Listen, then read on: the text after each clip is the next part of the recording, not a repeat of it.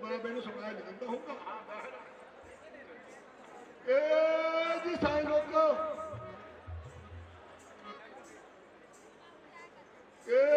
जी बाबा जी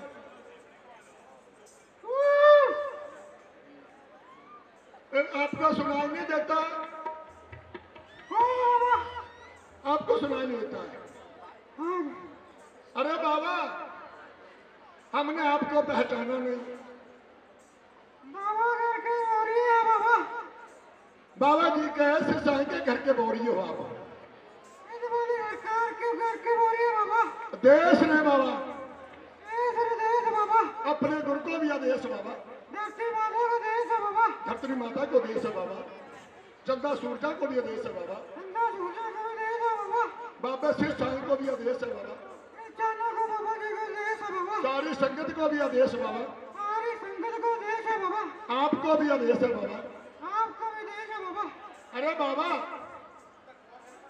5 पीरों ने रसोई करनी है 5 पीरों ने रसोई करनी है उसके लिए स्पष्ट आग चाहिए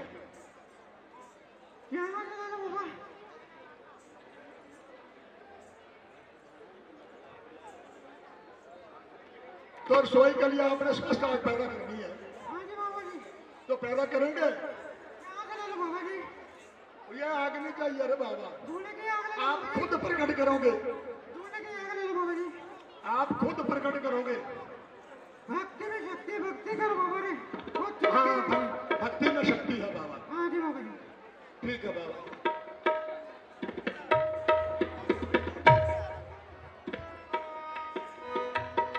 तो ठीक है हम भक्ति करते हैं तो